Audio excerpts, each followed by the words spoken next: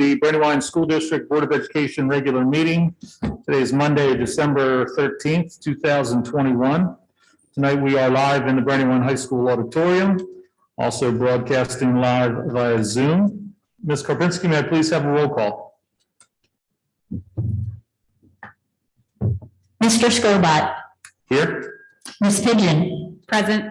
Mr. Ackerman. Present. Ms. Gordon. Here. Mr. Heller. Here.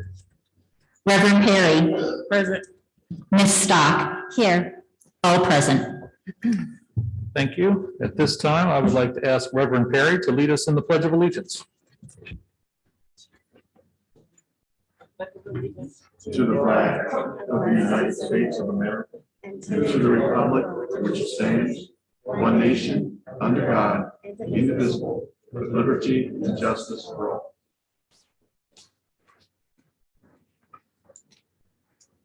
At this time, I will entertain a motion to approve the agenda. So moved. Second. Have a motion and a second. All those in favor say aye. Aye. Any opposed? Motion carries. And I'd like to welcome back our student leaders for the high school reports. First up, we have Ethan Hondashane, Brandywine High School. I know there was a swim meet tonight. Is anyone here representing Brandywine High School students? All right, if anyone comes in, let me know, but we will move on to Concord High School. And that is Maya Reeves and Alicia Garcia.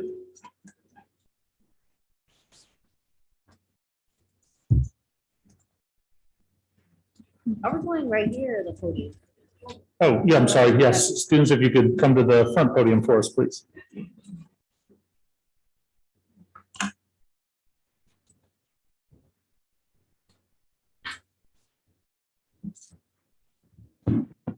Good evening, board members, superintendent, and honored guests of Brandywine School District. My name is Maya Reeves, and I am the student body president for Concord High School. I'm Alicia Garcia. I'm the vice president. After a well-deserved Thanksgiving break, our students have came back into the building mentally recharged and ready to work. Students have been working extremely hard as they get the second marking period off to a strong start. Excitement is in the air since winter sports have begun. Our boys basketball and swimming team are off to a great start, winning their first games. The cheerleaders have also found a coach, had tryouts, and we will be seeing the cheer on our winter sports teams. We plan to give all our winter sports teams a pep rally when we come back from winter break to recognize our winter team sports teams and the captains that represent them. In this, we hope to get our teams hyped for what we hope will be an amazing winter season. We have many activities going on. Our school production of Almost Maine, might I add, was a phenomenal performance. It was showcasted on December 2nd to December 4th. The students involved showcased amazing talent after all the long hours and hard work everyone involved in this year's play to ensure that it was a great success. The Concord Black Student Union, where I am vice president, is hosting a Kwanzaa event to help raise awareness of this great celebration of African American culture and heritage. The National Honor Society recently did a toy drive to help ensure children at the AI hospital have a Christmas to remember. Jobs for Delaware Graduates, or JDG, is also getting involved for the holiday season as they started collecting items for the Brandywine School District foster kids. As for the student council, we have already been in the holiday spirit as we started selling candy grams this week. Every person that sends a candy gram to the recipient will be serenaded with beautiful voices of our choir, singing some of our holiday favorites. Finally, we will be hosting a holiday year and spirit week before we venture on our holiday break. As we close, we would like to wish each and every one of you a happy and safe holiday season. Does the board have any questions? Any questions? I don't think so at this time. Thank you very much. Thank you. Thank you. And next up, we have Mount Pleasant High School, Catherine Faribault and Lily Holmes.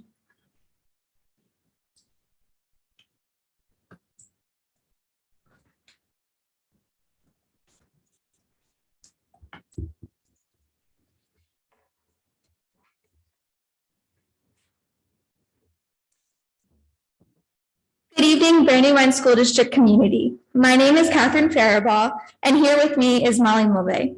In the past month, Mount students have been busy with lots of activities, events, and the winter sports season. The students this past month were also surprised with the new renovations of our student center. The renovations included a new Mount mural and new bathrooms, including gender-neutral bathrooms. The students were happy with these changes because they make Mount a more welcoming and inclusive space for all. Last week, Mount Pleasant held their first student versus teacher trivia night. This was a fun event that let students and teachers take part in some healthy competition and test their knowledge on subjects ranging from music and movies to Mount history. This upcoming week, the AVID program at Mount is holding a panel for their students on Friday. The AVID program helps assist students throughout their high school careers and provide them with a network for support. The panel will feature Mount alumni to talk about their experiences as after high school and discuss the impact AVID has had on their post-college experience. This evening at Mount is the highly anticipated winter concert. The students from all music programs are excited to be able to perform again for their friends and family. Another exciting opportunity happening in the arts this week is the auditions for Mount's One Act Festival. Mount's One Acts are student-written and directed plays that students have been preparing and writing for the past few months. This week, student directors are casting for their own plays. Both the students and faculty at Mount are looking forward to the upcoming winter break, but have been enjoying our holiday events so far and are excited for the ones to come. Last week, Mount's Black Student Union held their monthly meeting and invited a guest speaker to discuss Kwanzaa. This special event allowed students to celebrate the fun seasons alongside their peers while learning more about the history of Kwanzaa. Next week, the Student Council is leading a holiday spirit week to boost Mount pride before the break. The days include festive pajamas, holiday flannels, and ugly holiday sweaters. The senior class is also holding a fundraiser, which is a holiday party. The seniors are looking forward to this event and get to spend time with their friends before heading off to winter break. We look forward to continuing reporting about Mount in the new year. Thank you. Any questions from the board? Thank you very much for your report.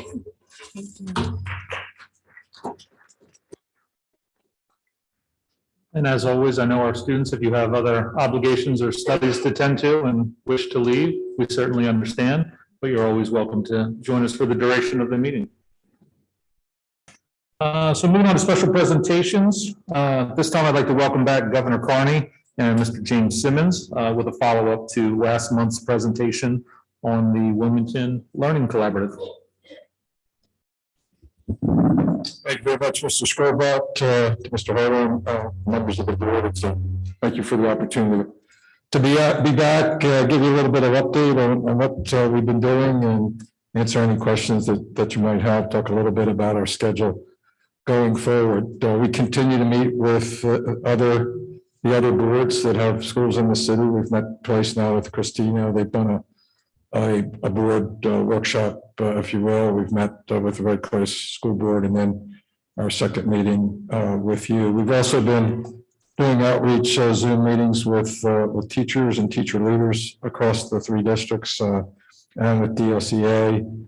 We did have, frankly, I would argue the most productive of our teacher meetings with the teachers at Harlan. We appreciate Mr. Holler joining us for that session. He's had some great questions and great dialogue back and forth. And I think we've made some progress in helping teachers, educators, parents, and others kind of conceptualize what we're talking about.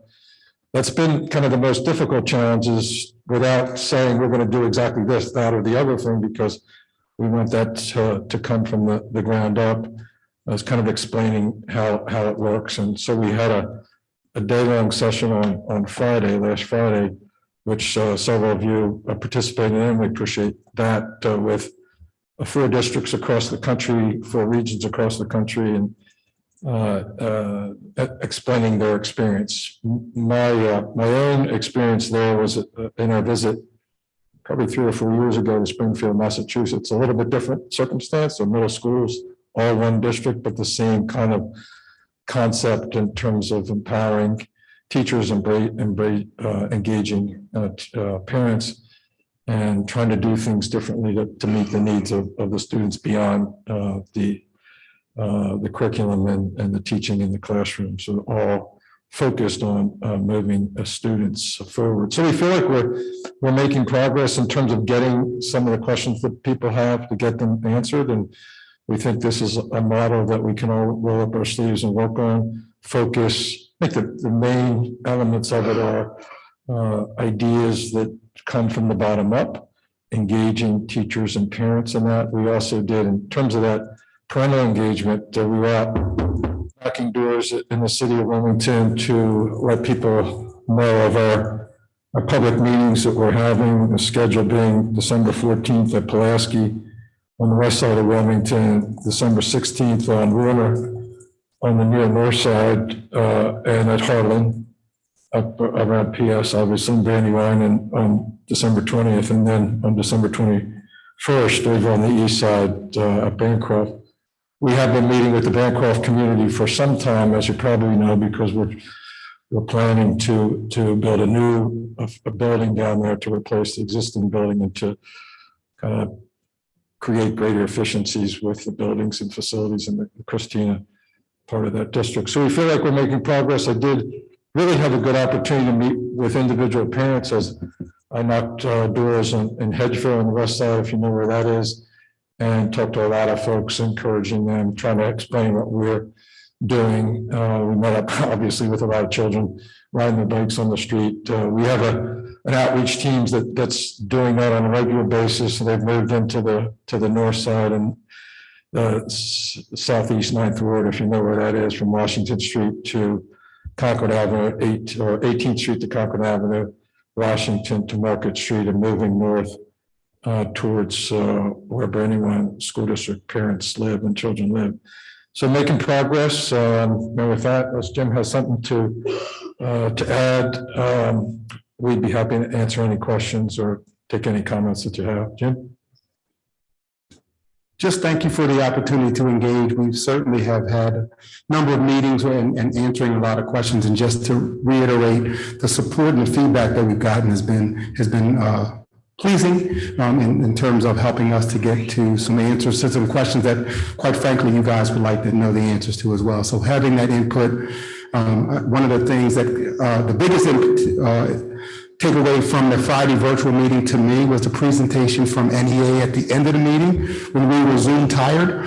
But when the NEA presented about the impact that they've seen around teacher retention and around teacher having input into decision making, I thought it was very powerful. And I know they shared that PowerPoint and would be willing to do the same. So again, thank you. Just for the record again, December 14th at Pulaski, December 16th at Warner, December 20th at Harlan, December 21st at Bancroft, all at 6 p.m. And we'll be, as I said, out in communities, knocking on doors, handing out these flyers so folks know when to come and where the meetings are going to be.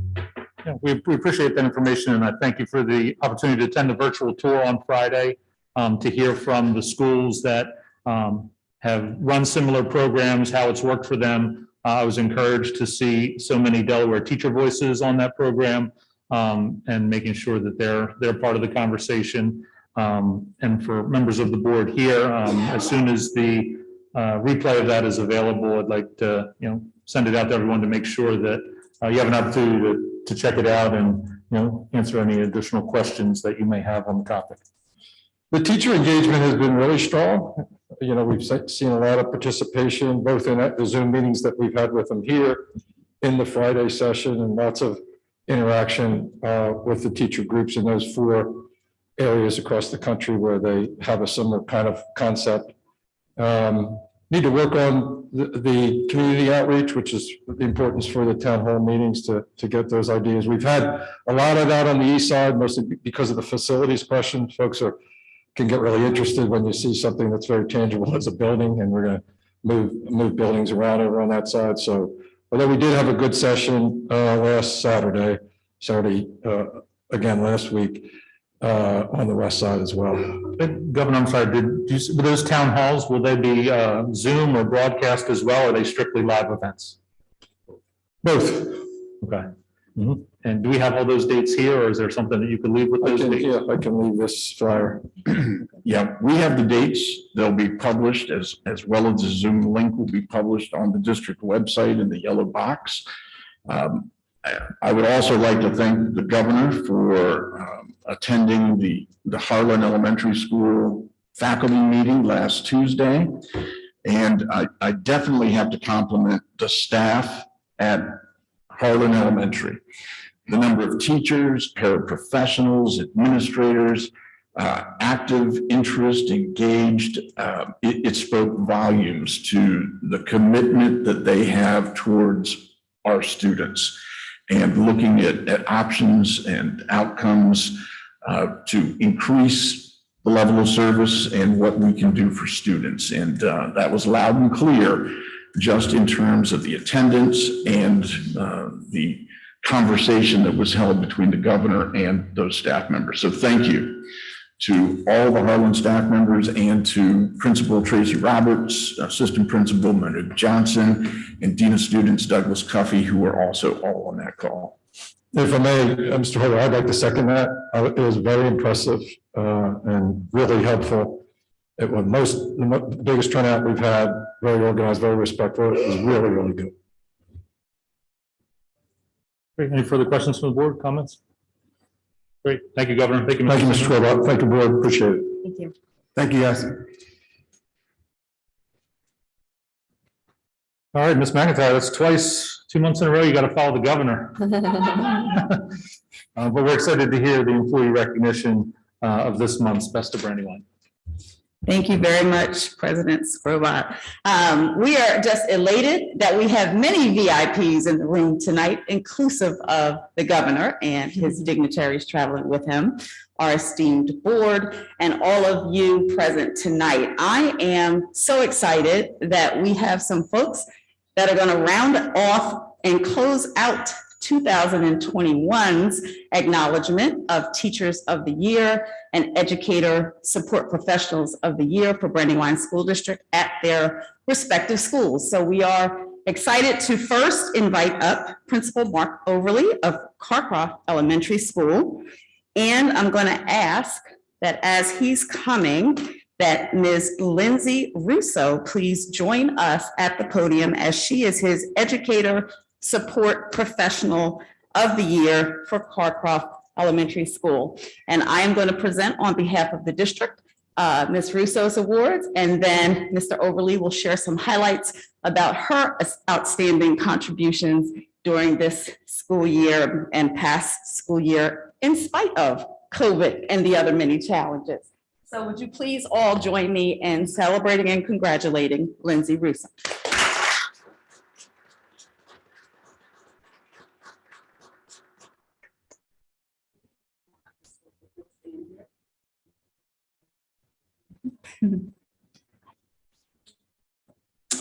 It is with great honor that I present the Educator Support Person Award to our Administrative Assistant, Lindsay Russo.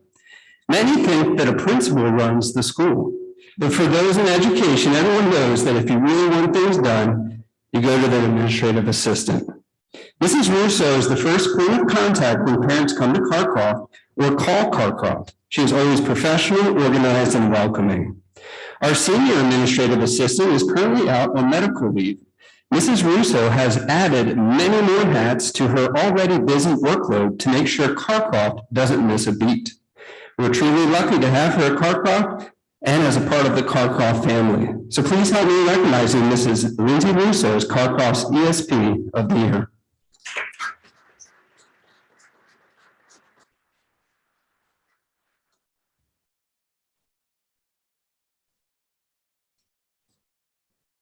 And Mr. Overly, we would now like to have join you, Ms. Tasha Moore, Carcroft's Teacher of the Year for 2020.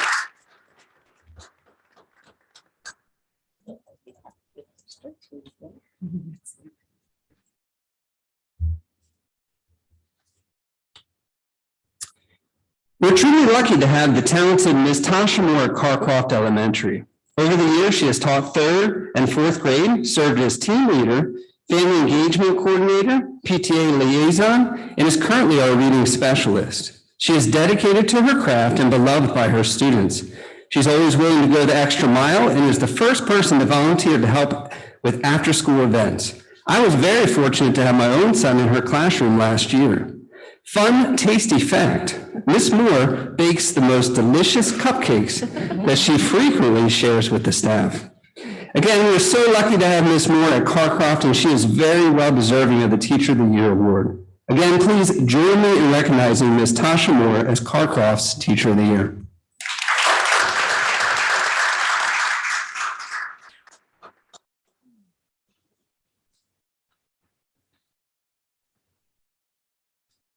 Thank you, Mr. Overly and Carcroft.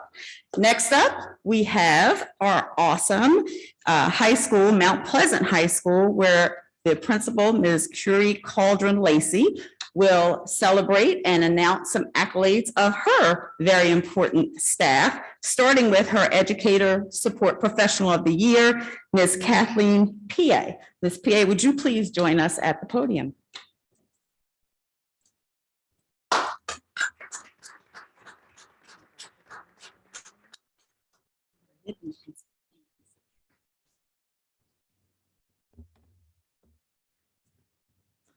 Good evening. On behalf of Mount Pleasant High School's faculty and staff, it is my pleasure to present to the Brandywine School District School Board and the community the recipients of the Educator Support Professional of the Year, Mrs. Kathy PA.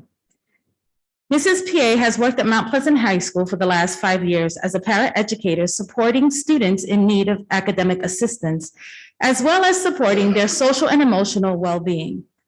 Over the years, Kathy has worked with students and staff in every content area at the secondary school level, but she is most sought after by our ELA teachers in the English Language Arts Department.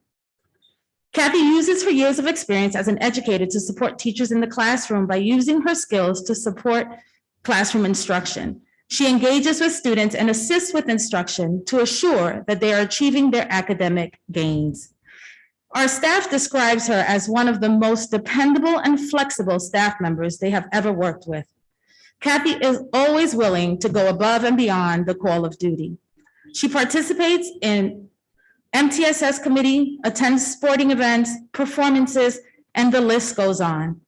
Her colleagues have stated, when working with students, Kathy PA has the ability to draw out the best in their work through her support and gentle persuasion to stay focused on learning. Another states, she makes students feel so comfortable and encourages them to never be ashamed of not knowing something, but instead she turns it into a valuable experience and encourages them to learn for their future. We are so proud to have Kathy as a member of our Green Knight family. Join me in congratulating Kathy PA as our Educator Support Professional of the Year.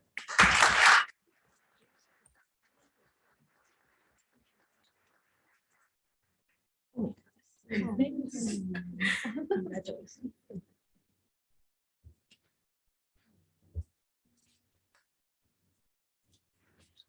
And to finish us off for this evening, we have Mount Pleasant High School's Teacher of the Year, Miss Caroline Phillips. Would you please come down and everyone help me please to celebrate Miss Phillips?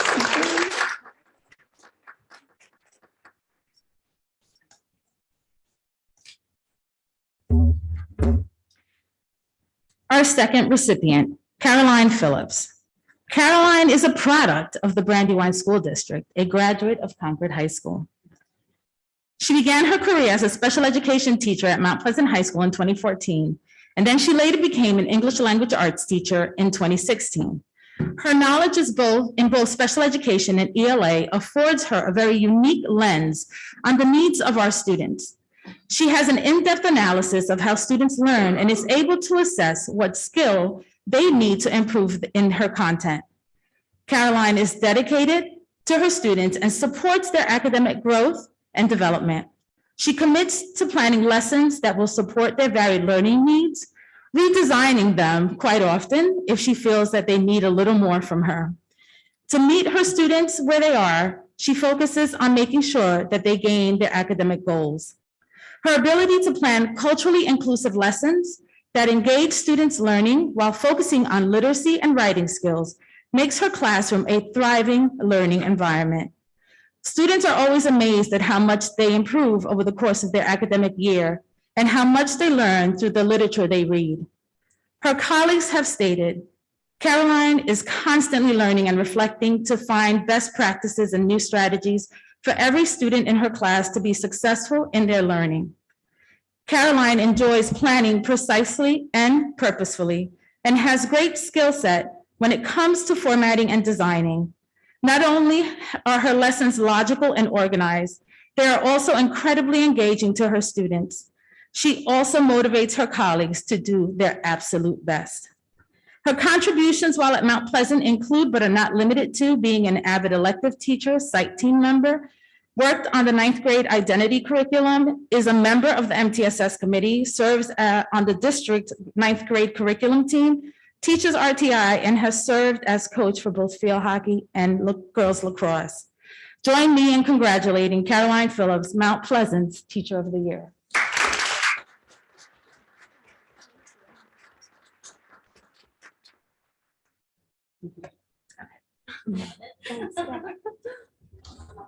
No, you're fine. Thank you, Ms. McIntyre. I've really enjoyed these opportunities to celebrate our teachers and support professionals. So just one more time, everybody, a round of applause for everyone that was recognized tonight. And then next up, we have Dr. Kutch and Ms. Seligman, who will share the middle school ELA curriculum adoption. Good evening, board members, Mr. Hoyer. As you know, District C&I department has been hard at work supporting our teachers and students. And one area that has been very, very busy has been our middle school English language arts department. They just recently adopted a new curriculum into literature. Tonight, we would like to share with you more information regarding the program and adoption. And to do that, I'd like to introduce to you our coordinator of secondary literacy, Tracy Seligman. Good evening. I think I have a slide deck coming up.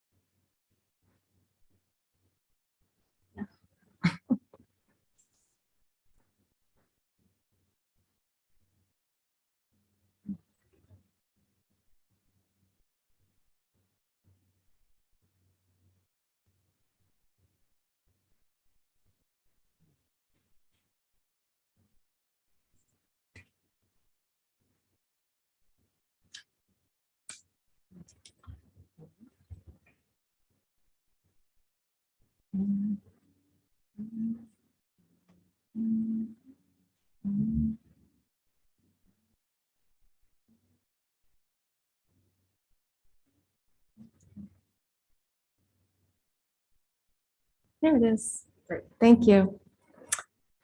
So as Michelle Kutch said, I am here tonight to share with you an overview of the curriculum review process that my committee engaged in, resulting in the purchase and implementation of our new middle school ELA curriculum into literature. Next slide. So there are 4 key components that underscored the purpose of our curriculum review. The first was equity. We wanted to ensure that all Brandywine School District middle school students would be engaging in grade level texts and tasks. The second was that we wanted to be able to use common data to guide instruction and better differentiate for student needs. Third, we wanted to provide grade level teachers with the opportunity to collaborate as teams to build out strategies and reflect on lessons, instruction, and assessments. Last, we wanted to guarantee teachers the time and cognitive capacity to prepare and plan for engaging lessons and hone their craft rather than on searching for resources and developing assessments. My process began in the spring of 2020 when I connected with state associates in our curriculum and instruction department to help develop a clear path based on current and recommended practices. I formed a review committee based on the input from my department and administrators. I included our ESL coordinator and special education representation, as well as grade level representation across all 3 schools. Administrators were invited to all meetings and were kept informed of progress. In the summer and fall of 2020, our committee focused on learning and gaining background on current research regarding teaching and instruction. Teachers took part in a book study of The Knowledge Gap by Natalie Wexler and a study called The Opportunity Myth. The Opportunity Myth is a national study that was put forth by TNTP that highlights that it is not enough for students to simply show up at school for them to be successful. They must have access to high-quality instructional materials. We paid close attention to 4 key resources, which the study denoted as typically missing from students' current education. These were grade-appropriate tasks, effective instruction, deep student engagement, and high expectations for students. Next, the committee developed a vision statement for Brandywine School District Middle School ELA. This was a key piece to ground us in identifying the best resources that also align to our district success plan. The committee also participated in trainings around curriculum evidence collection with our DOE literacy associate. They learned how to utilize Ed reports, which is basically our gold standard for identifying high quality instructional materials. And we also use the IMET rubric.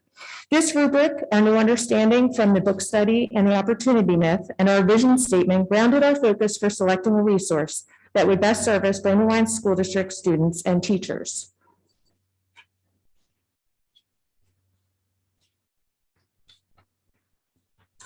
And then in the fall of 2020 and spring of 2021, our committee started by reviewing the green-lighted curriculum in Ed reports.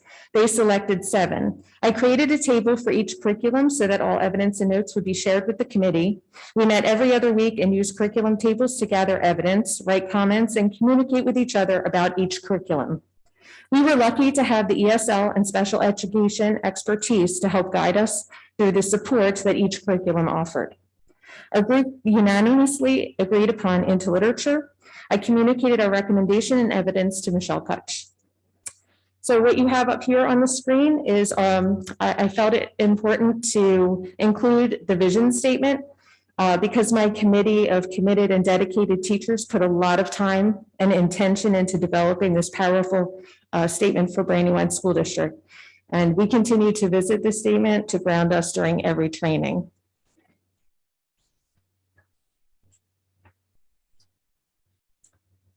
Also during the spring of 2021, the Reimagining Professional Learning Grant was opened up. This is a state grant designed to create sustainable professional learning conditions and processes aligned to high quality instructional materials that lead to improved teacher practice and student learning. Michelle Hawley and I worked together to develop our middle school goals for both ELA and math. And this slide provides a summary of our Brandywine School District grant goals.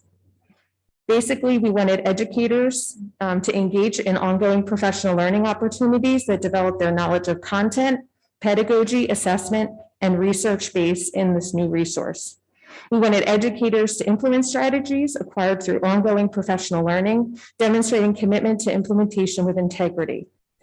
We wanted administrators to also engage in professional learning experiences that familiarize them with the new content, as well as pedagogy and commitment into literature to support instruction through actionable feedback and system structures. Finally, curriculum instruction personnel was meant to develop a sustainable teacher leadership model to increase building capacity and shared commitment to research-based practices and social emotional learning. For ELA to service these goals, we interviewed several professional learning vendors in order to find an organization that would be able to meet our different levels of continuous professional learning. We selected TNTP, the same organization that put the study, the Opportunity Myth study out. They are formerly known as the New Teaching Project. They are a nonprofit organization that works at all levels of school systems to ensure equity for all students through teacher and administrator training, while also prioritizing district systems and goals. Although it was challenging because of the pandemic, our ELA teachers implemented part of a unit for each grade level in the spring. This allowed them to engage with an online platform, work with the new materials, continue to get training and support through HMH, the publisher, and learn what is available and how each unit is structured.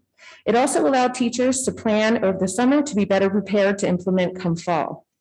We also created an implementation support team. This group worked diligently through the summer to assist me in developing pacing guides for units. This group has been asked to take on extra leadership responsibilities to help support teachers in their buildings. Our TNTP trainers meet with me weekly to plan and review teacher and student data, and then with teachers once every 3 weeks for training and implementation reflections. We also meet with administrators monthly for walkthroughs regarding areas of focus. For instance, tech-centered lessons and student engagement have been areas of focus in the last month. Because the curriculum is new, TNTP's training has prioritized the internalization of the new units and texts to best understand what students need to know and do with the information. Moving forward, our ELA teachers have honestly been amazing. We are seeing students engaged and teachers continue cycles of preparing, planning, and reflecting. We will continue with ongoing communication across grade levels regarding into literature.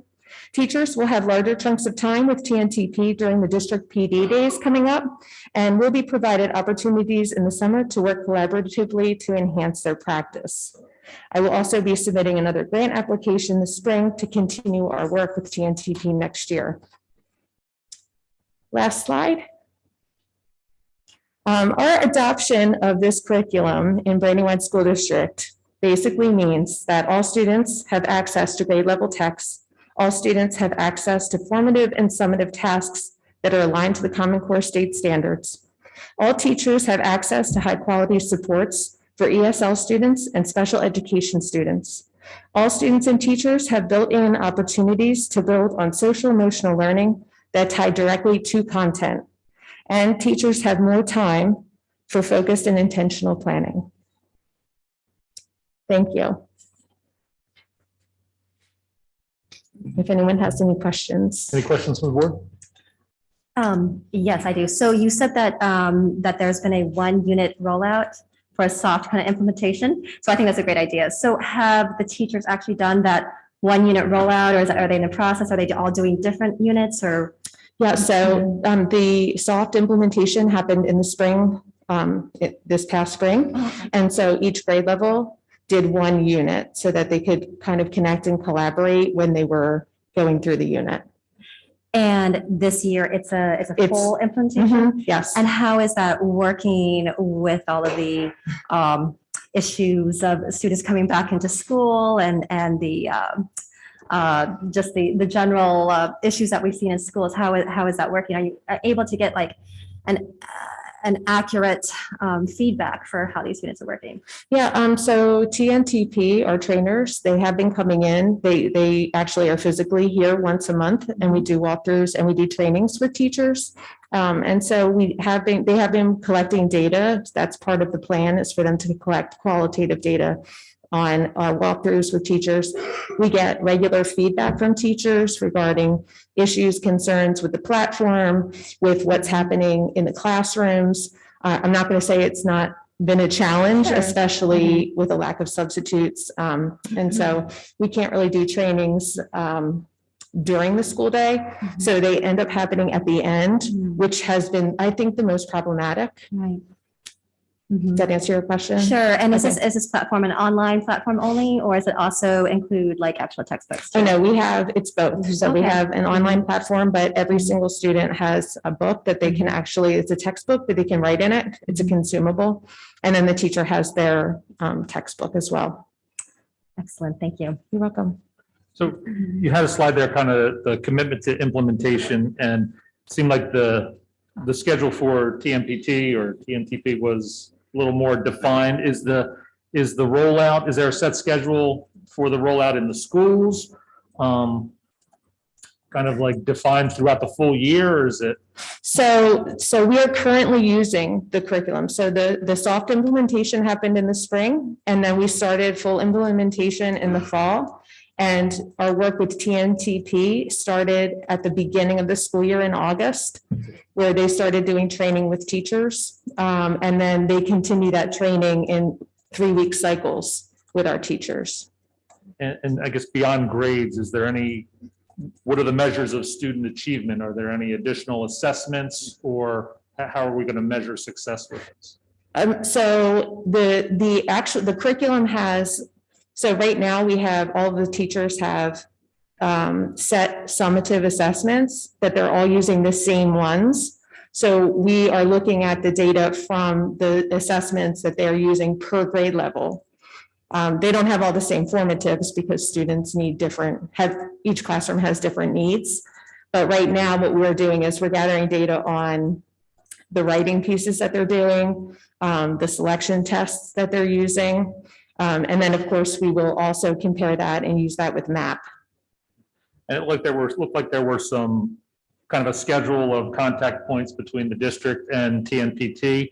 Are there supports outside of that schedule for the teacher level? Are there supports at the building level, or do they have a direct support person with TNTP if they need assistance outside of the check-in points? Yes, so TNTP has made themselves completely 100% available to our teachers. So every teacher has their contact information, and they have been encouraged to ask questions if I can't.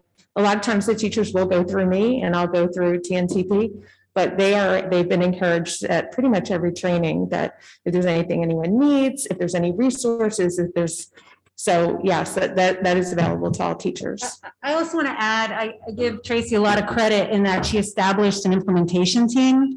And those are teachers in those buildings, within those teams and grade levels that work directly with the teachers, kind of like boots on the ground, as it were, that go a little deeper and have a bit more understanding about the instructional programming.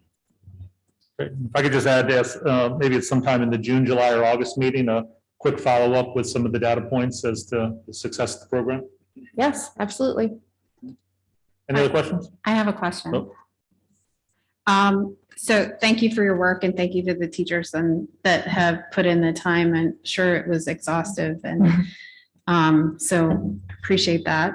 Can you just tell us what this program is replacing? And is my first question, and then my second question is, if you have a 90-minute ELA period, how much of this curriculum is expected to be in that 90 minutes? Is there any other, are there any other tasks that the teachers are doing that's different from school to school, from classroom to classroom? Do they have the ability to do some independent curriculum development? So, okay, to answer your first question, we did not have a set curriculum for middle school. So we use text sets. So basically teachers from every building kind of picked a text and decided on other texts that would support that. And then they used all of those as their curriculum. So like novels? Novels. Okay. Novels, informational texts, all different kinds of texts that were related in some way. So this is, you asked if this is what's replacing that. So I think your next question was how this is different. Well, so if you have a 90-minute block. Oh, yeah. Okay, I'm sorry, but we have, right now in middle school, we have 45 to 50 minutes. Oh, right. Yeah, so teachers are being asked to follow the curriculum pretty with integrity, because we want to make sure that we have the capacity to make some decisions later on. We can't do that if everyone's trying, going off, off target or off task of what's being asked to be done. And plus we're getting training from TNTP that's kind of helping direct and guide teachers. So right now, I think what you're asking is, do they have the ability to change things up? It's not rigid. So teachers have choices within the curriculum. There are lots of different options. There are lots of SEL options that are embedded to support the content that's happening. We've gotten great feedback from our special education teachers that it's been really helpful because those supports are embedded within the curriculum and they can choose when and how to use them depending on the students that they have in their classes. So, I mean, yes, we are asking them to kind of use the curriculum as is right now. There are also options for novels in the units. So as we get more familiar with the structure, the pedagogy of into literature, then we can kind of branch out and look at options that are available for like using a novel and instead of using just excerpts. So this is an entire 45-minute class period. Yes. For the entire marking period. Yes. Okay, thank you. Yep. Mr. Skrobot, members of the board, I would like to thank Ms. Seligman, Dr. Kutch, and those teachers. And when I say those teachers, that's inclusive of every single middle school ELA teacher and special ed teacher that supports. The question was raised last board meeting or the meeting before, what is Brandywine doing about its test scores? And my response was, we're doubling down on curriculum and instruction, and that we're using the opportunity presented to us through the availability of the ESSER funds to really go after curricular improvements. It's more than just resources. It's the teachers honing their craft, looking at the pedagogical skills, and they've rolled up their sleeves and they're attacking this aggressively. And that is what's going to make a difference as we move forward. And to do that, again, mid-pandemic, it's a challenge without a pandemic, but in the throes of a pandemic, for them to embrace the opportunity and to work as hard as they've done to put this together, and the collaboration on that project is exemplary. So I want to say thank you to the two of you, but also to all of those teachers who are involved in designing and implementing that curriculum. Well done. Thank you.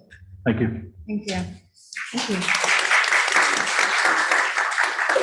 you. Next on the agenda, we'll hear from Superintendent Holler with his general news and updates.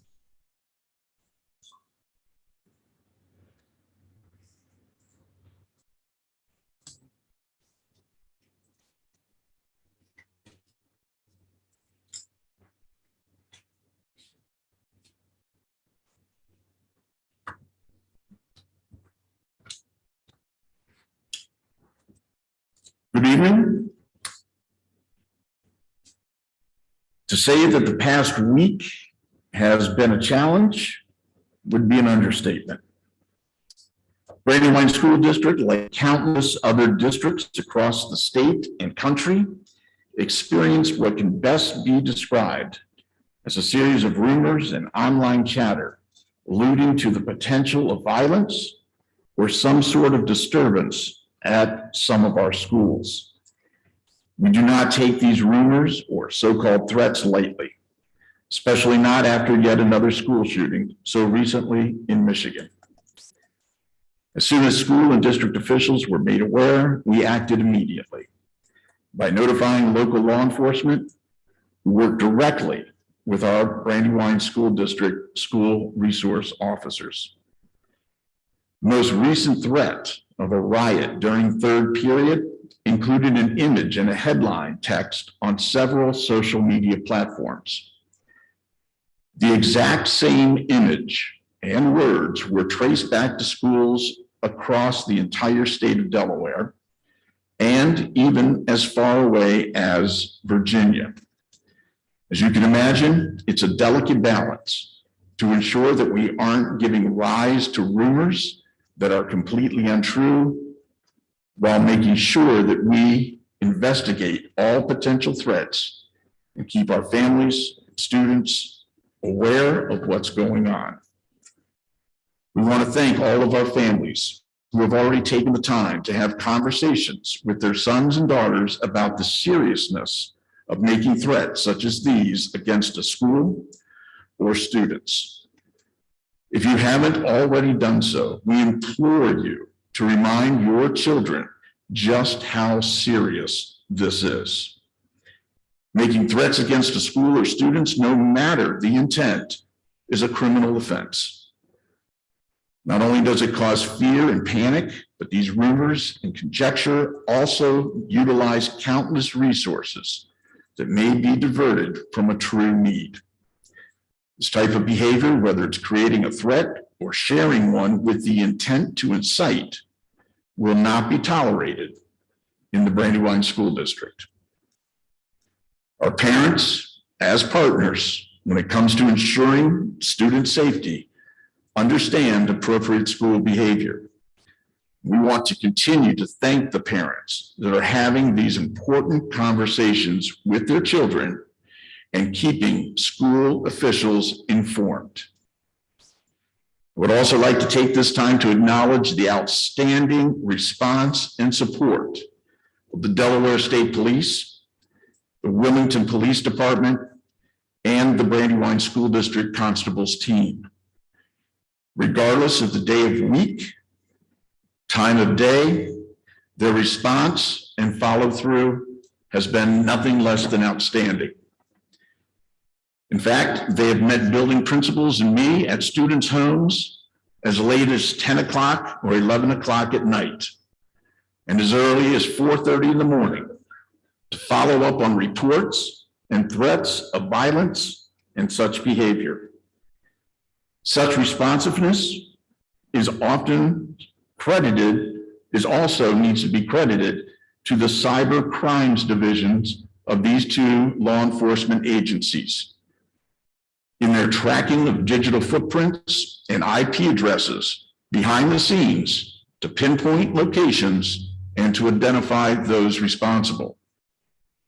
Again, due to the severity of such threats, the degree of angst, fear, disruption created, and the tremendous amount of resources devoted to investigation and response, the district will hold those responsible to the fullest extent possible with our student code of conduct, as well as filing any applicable criminal charges for all involved in creating, inciting, and spreading such fear.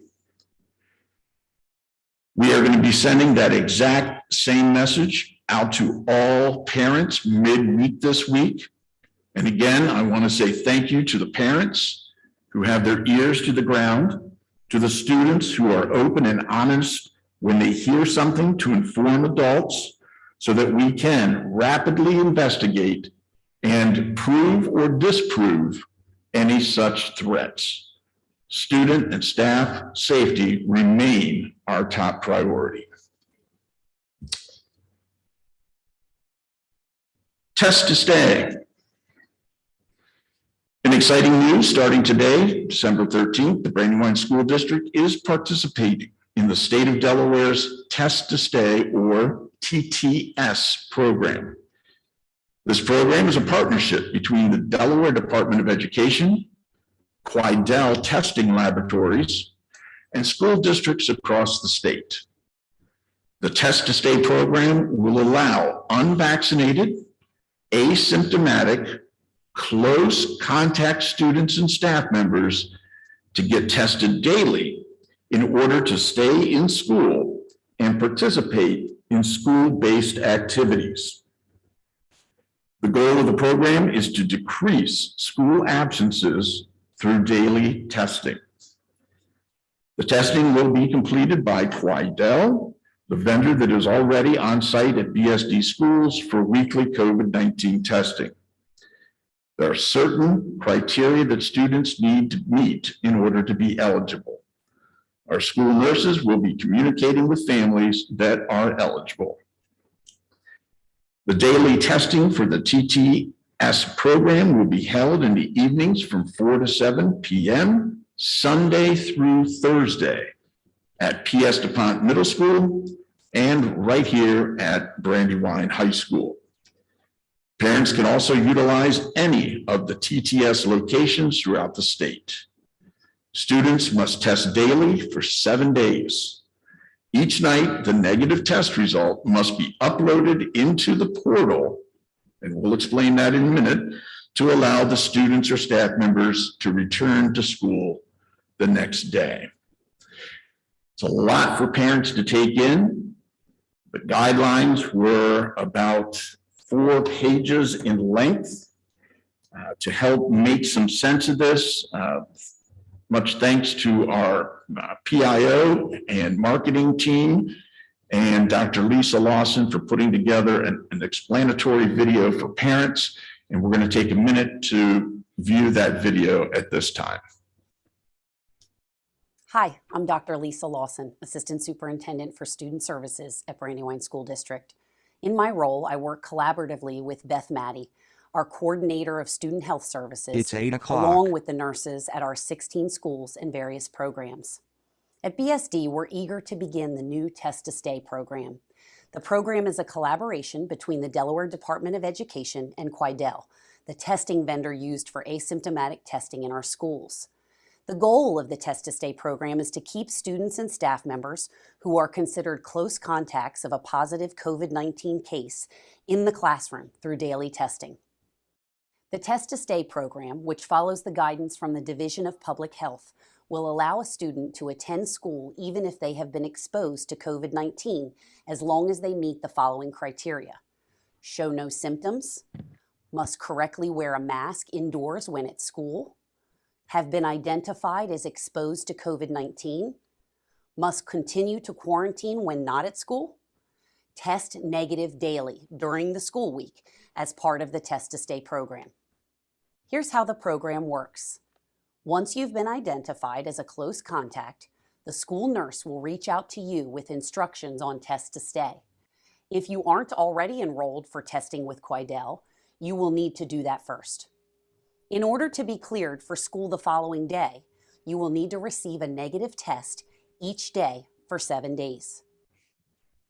Daily testing will occur at 2 BSD locations, P.S. DuPont Middle School and Brandywine High School, from 4 p.m. to 7 p.m., Sunday through Thursday.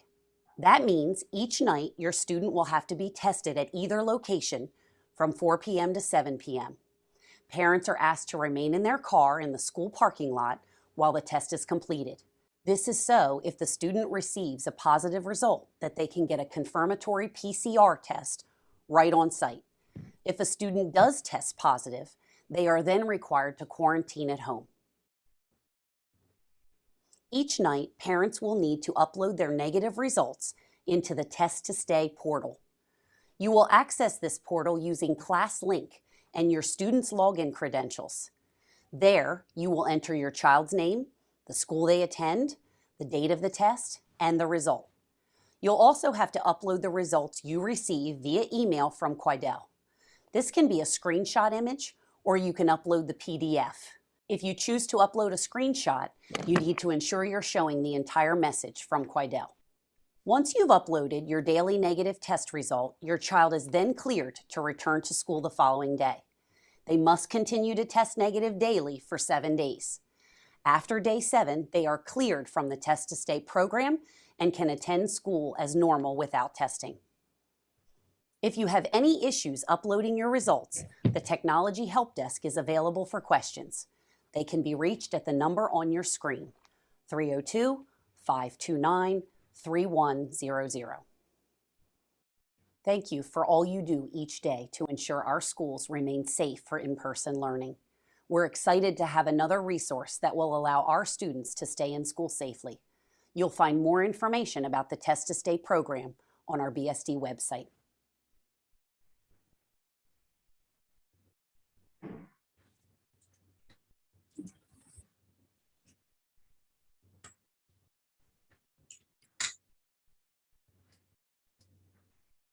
District leaders are diligently watching COVID trends in our schools and throughout our community. This includes watching the new positive cases that are emerging following the Thanksgiving holiday. We know this number is climbing. It's also coupled with the fact that we're now in the colder months of the year when more people are gathering indoors. The state of Delaware's My Healthy Community dashboard is always available for the community. In addition to state and county data, there's specific metrics that are being tracked for public schools. On this dashboard, you'll find total positive cases since the beginning of the school year, as well as district-specific case numbers. The data indicates since the beginning of September, all public K-12 schools have cumulatively had more than 3,000 positive cases. Of course, as a district, we are still utilizing a COVID dashboard on our district website to track and communicate COVID cases in our schools. As always, parents who are close contacts will receive a personal phone call from their child's school. Our district data shows the same trend for cases now following the Thanksgiving holiday.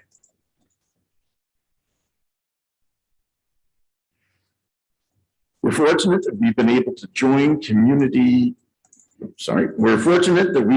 join community partners to host vaccination clinics at our school. In November, Albertsons Pharmacy hosted a clinic at Springer Middle School where 200 students, elementary students, were vaccinated. Chesapeake Regional Pharmacy will be hosting another vaccine clinic tomorrow at P.S. DuPont Middle School. These events have been open to students ages 5 and older in accordance with the recent FDA approval. Interested, look for that information on the district website. Earlier this evening, you heard Governor Carney give a quick update about the Wilmington Learning Collaborative. We have another update.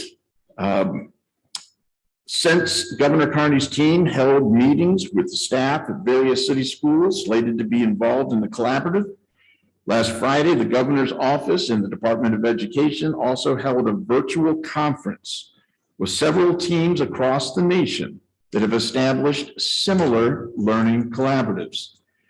The 5-hour event allowed those in attendance to ask some probing questions around some of the finer details of their models. One thing was clear: no two models or implementation efforts were the same. Each was uniquely different, and there isn't a set prescribed adopt a plan solution. The next step is meeting with the community parents and guardians. Governor Carney, as announced this evening, will be presenting at Harlan Elementary School next week on Monday, December 20th at 6:00 p.m. Any interested parents, staff, or community members are welcome to attend in person, or they can view the event live via live stream. We'll be posting the link to the live stream again in the yellow box on the district website. We're excited to share a milestone in our district. The performing arts are back live and in person. After months of being unable to play together or for live audiences due to COVID restrictions, our school bands, choruses, and orchestras have been showcasing live performances this month. Stay tuned to our social media channels as we'll be sharing photos and videos from all of these performances in the coming days and weeks. And of course, we need to recognize all of our performing arts staff members who have worked so incredibly hard to ensure our students are able to return to the stage. It's been an unbelievable amount of planning to ensure the safety of performers and audience members, and we're very grateful to those staff members for these efforts. Finally, we want to give a sneak peek of some of the marketing communications content that's in the works and some of the great moments that we've captured in the last few weeks. As mentioned, please make sure that you're liking and following our social media channels to ensure you're seeing this great content in real time. There are so many amazing things happening across our district, and we're thrilled to share them with you each and every day. I want to end by sharing another highlight reel of some of the memorable moments that were captured this past month. Enjoy.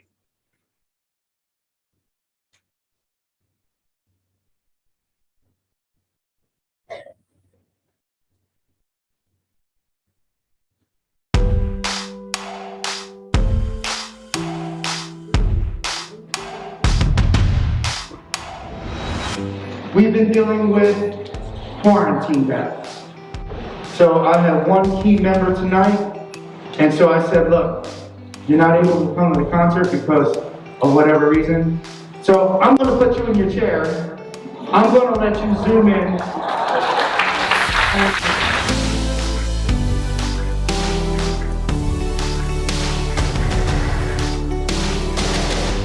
It's been a rough year and a half, but with some silver linings. The kids here at Springer provided food for those who are hungry. In a time incredibly challenging, they found a way to give back to the community. Mashed potatoes and some gravy. It's so great that school nutrition invites us out, that we have an opportunity to be able to serve our students. This is a way that we make sure that all of our students have a great Thanksgiving.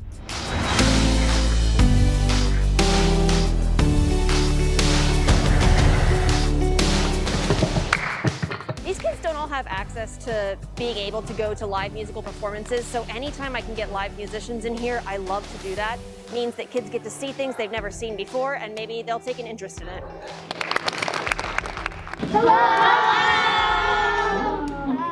I'm Bleona Williams. I'm a teacher here at Forward Elementary School, and today we Zoomed with astronaut Dr. Nancy Curry-Gregg.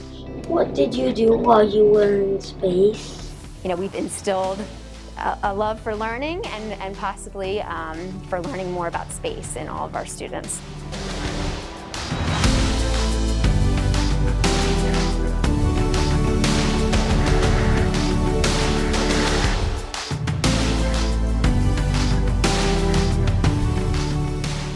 I want to be in the military, and I also want to be an astronaut and a vet.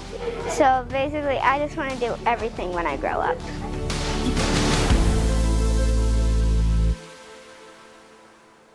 Ladies and gentlemen, because of students like that and the staff that we have, we can all say, we're proud to be BSD. Thank you, Mr. President. That's my report for this evening. Thank you, Superintendent Hola. I love the graphics and the use of our social media and all the marketing efforts that we're doing.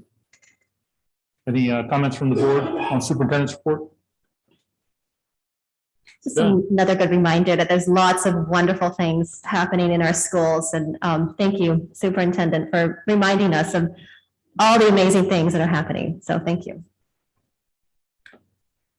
Okay, so that'll move us on to public comment. But before we start, just like to remind everyone that public comment is reserved for matters of public education as it relates to Brandywine School District. I think we've been very loose with the rules over the last year, and we've often allowed people to go off topic. So as we end the 2021 year with our last public comment session, once again, remind everyone to be respectful of each other, not to share names, rumors, allegations. Please keep on topic to matters related to Brandywine School District.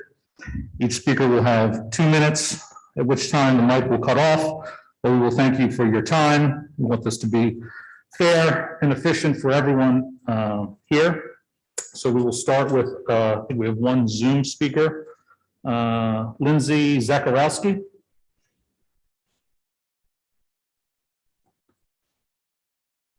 Is Cora running the Zoom or?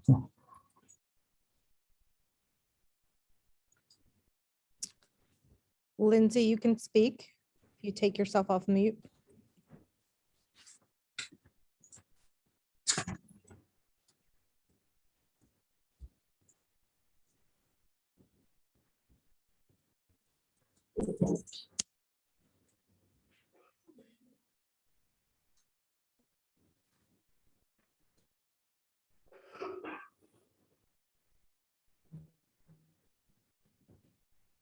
It appears as if Lindsay may be having trouble coming off mute.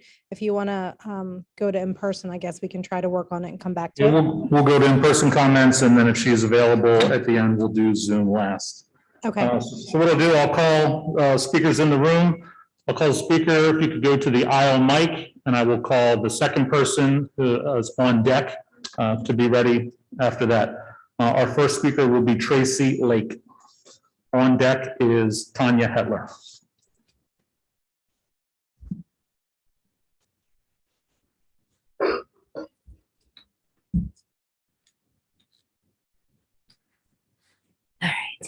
Good evening. I am reading this on behalf of a Brandywine High School student that wishes to remain nameless. I am a current upper class student at BHS. I have been a student pre and post COVID. Since we have gone back to school, the violence and disruptions have become commonplace. Any school on any given day may have a fight. They are happening at Brandywine, Concord, and Mount, even some of the middle schools. There are social media pages dedicated to the fights at each high school. Items are coming into school that in the real world are seen as weapons, but are not punishable as weapons according to our code of conduct. We talk about this at student council meetings, during practice, in our classes, with our teachers. We are tired, and so are the teachers and staff. Some of us are scared when a fight breaks out in a bathroom or locker room that is unsupervised. The majority of us just want to come to school and get through the day. Why is our education suffering for a few students that do not have the same desires? So I would like to piggyback off of this by saying that I am the parent of 2 current BSD students and 1 that graduated last year. I hear these same conversations from my kids and their friends. My middle school student has been locked in her classroom several times this year for her safety, while the teacher's attempts to break up a fight right outside the classroom door, completely disrupting that class and setting a tone for the day of concern. This is not a suitable learning environment for any student.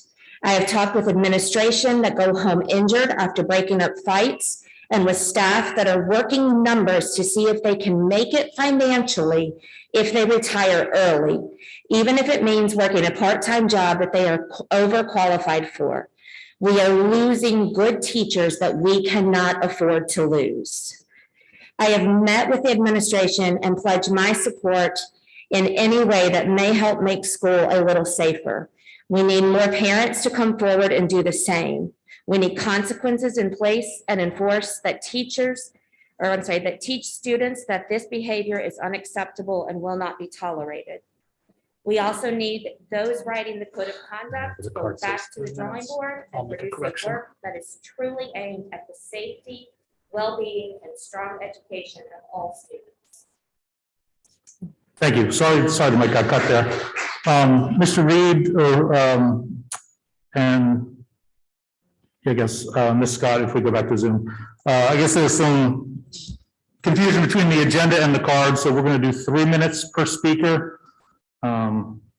Ms. Lake, I apologize, you got cut off towards the end there. Did you want to come back and finish the last minute or two? I know we heard you here in the room, but were you satisfied with your time? I think it's fine if everybody was able to hear me. Yeah, the board heard you. Thank you. Tanya Hetler with Morgan Wortham on deck. And Ms. Scott, make sure the clock sets at 3 minutes, please. Members of the school board and public, thank you for allowing me to speak to you tonight. I just today received several copies of the Black History 365 textbook. This is the high school version, and I was given enough of them to give one to each of you, so you get an early holiday present. I think you've already received an email with the 3rd through 8th grade curriculum. And if anyone is interested, I have flyers from them as well. So, and I got this fancy shirt. The writers of Black History 365 have made certain that their curriculum meets the requirements of Delaware House Bill 198 regarding teaching Black history. Black History 365 is also working on a pre-K through 2nd grade textbook. PH 365 is an excellent curriculum to teach the full truth of Black history, including ancient Africa, slavery, white supremacy, Jim Crow, the Great Migration, and systemic racism from a perspective that uplifts children of all races by the amazing examples, accomplishments, inventions, and culture of Black Americans throughout our history. Additionally, BH 365 is not afraid to discuss the elephant in the room related to racism and sensitive topics. They include these discussions throughout the curriculum and provide professional development for teachers to be able to address tough issues effectively. I attended a Zoom meeting that I think some of you were on as well last week called An Update and Discussion about HB 198 Next Steps. The meeting had a panel of experts in education, administration, and government from the state of Delaware. Black History 365 was the only curriculum mentioned by name as being considered by the group to implement the requirements of our new Black History state bill. Both the social study teacher on the panel and Representative Dorsey Walker, who was the one who introduced HB 198 in the legislature, expressed great enthusiasm for the curriculum. I had previously looked, and you were made aware of this, at the curriculum, and I was very impressed. So after the meeting, I contacted BH 365 and asked to buy a copy of their textbook so I could share it with you all tonight. Fortuitously, the person who answered the phone when I called happened to be the author, one of the two authors of the book, Dr. Walton Milton Jr. The receptionist was out and he just happened to walk by the phone. I told him about HB 198 in Delaware and the Zoom meeting that our state had. And so he gave the books for all of you. So this is your Christmas present. It's being implemented throughout the country and several other districts in Delaware as well. Thank you, Dr. Helen. Next up, Morgan Wortham, on deck, Tom Ingrazi. Not have people approaching us, please. You just leave them at the desk. We'll just. No, please, we're not going to set a precedent. No, thank you.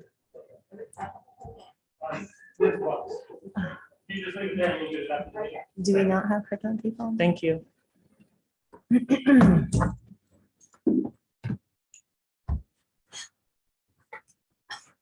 Ms. Wortham, when you speak, the clock will set. Hi, I'm Morgan Wortham. I'm a sophomore that attends Mount Pleasant High School, and I'm just here to support the idea of schools in the Brandywine district being closed on May 3rd and July 10th for the Muslim holiday Eid. And my friends will be speaking on that later on. Thank you. Great, thank you. Tom Ingrazia, followed by Samima Rahman. Well, this is America, the great melting pot, land of the free, freedom, and independence, a country where all men are created equal, everyone, all races, all creeds. Everyone is entitled to equal rights. Nobody is entitled to equal results. Black Lives Matter activists, Marxists by their own admissions, are telling students misogyny, white supremacy, capitalism are to blame for their problems. This racially obsessed Marxist indoctrination is shuttering students' determination. Mr. Ingrazia, can I interrupt for 1 second? Is this a matter related to education in the Brandywine School District? This is it being implemented in some of the programs, so yes, it is. You have a specific example that's being integrated? Let me into just the finish what curriculum? I'm saying. This has to do with public comment now. Right, public comment related to matters of education specific to the Brandywine School District.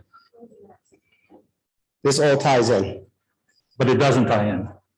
It does, because it goes with people are faced with different obstacles, and that's including people in this school district and students. The great educator Booker T. Washington says character, not circumstance, makes the person. And we used to prep students for success, but now we have teachers prepping students for failure. And the rot has to stop with this. Where would we be if the great American legend Harriet Tubman listened to the people who said she could never succeed? Failure for that brave woman most certainly would mean death for her and many others. I would like every one of you to please read Color of Communism and Common Sense. This book was written in 1950s by former Communist Party African-American leader Manning Johnson. His words are so relevant, yet so eerily true as if this book was written today. History has told these stories before, and ignorance is the greatest oppressor. Thank you. Samia Rahman, on deck, Elena Gillespie.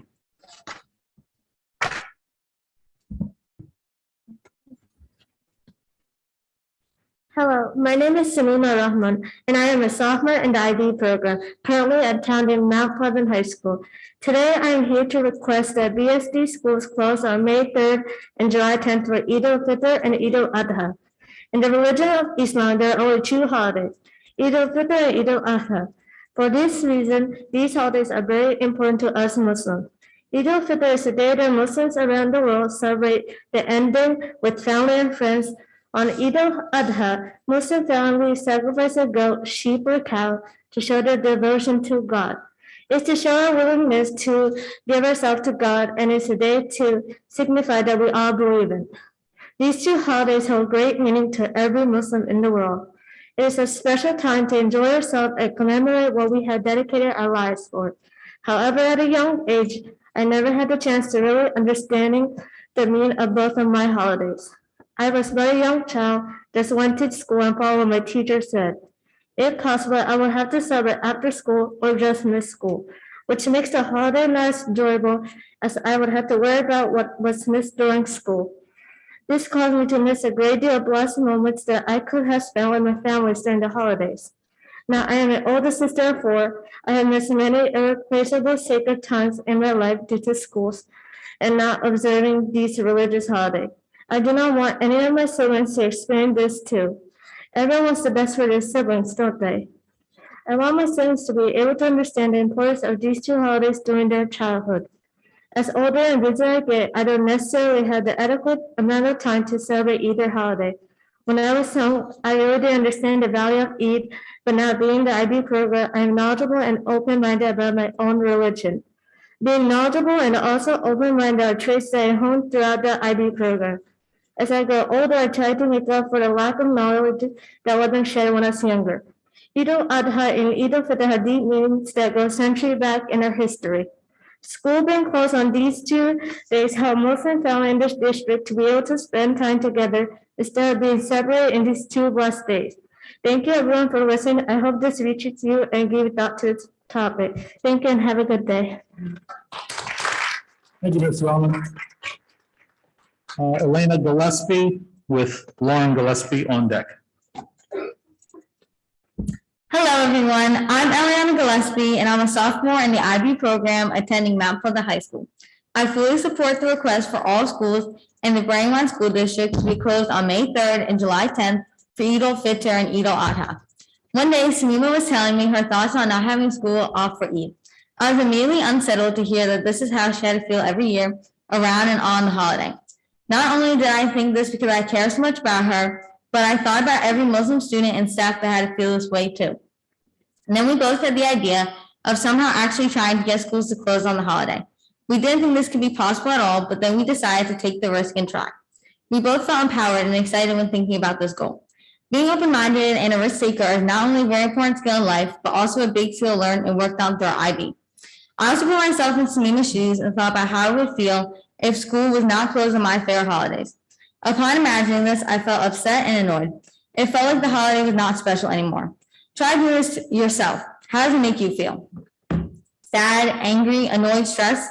Does the holiday now feel insignificant and afterthought are not special anymore? You probably felt at least one of these emotions or a combination of all of them. These are emotions that Muslim students and staff feel every year. However, this is not just a made-up scenario in their head, it is their reality.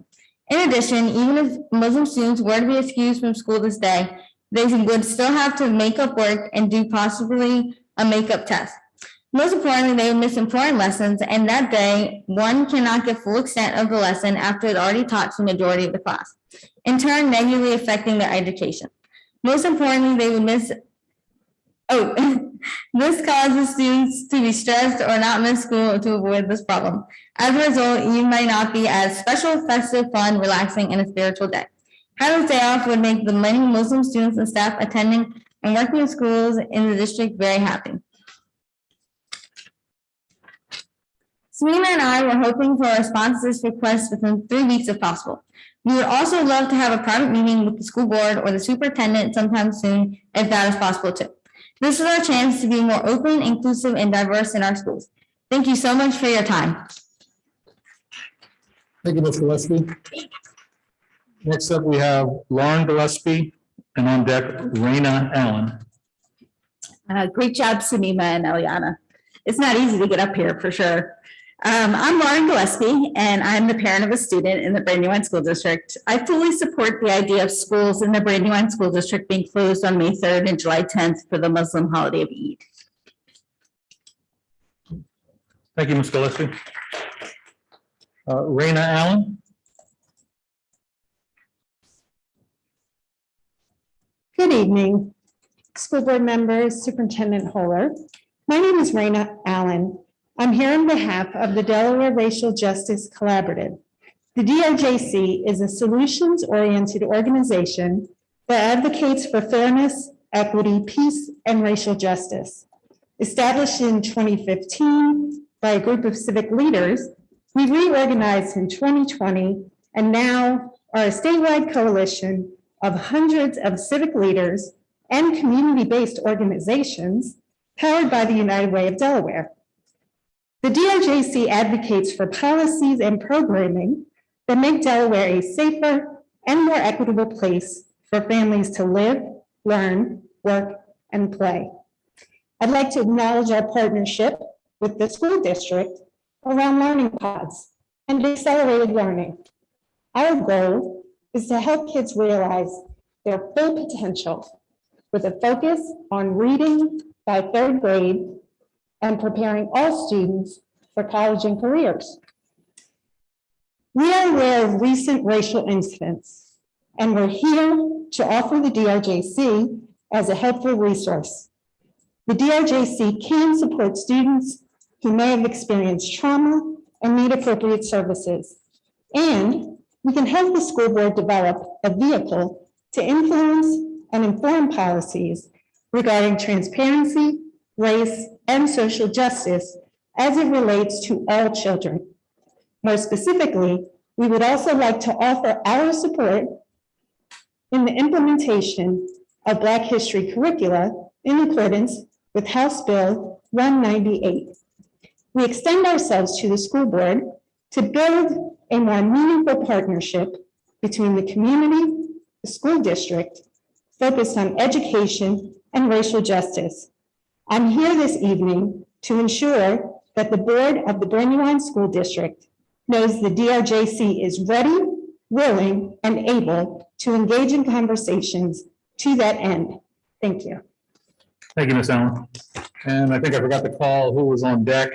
Molly, help me, I can't have the writing here, Mulvey.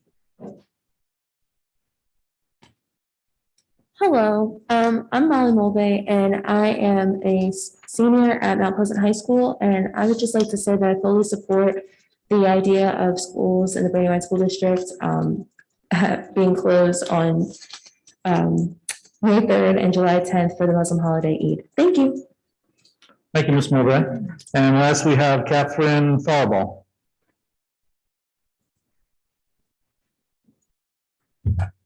Hi, everyone. I'm Catherine Faribault. I am a current senior and the student council president at Mount Pleasant, and I am here to also show my support of closing schools, Brandywine School District on May 3rd and July 10th for the Muslim holiday of Eid.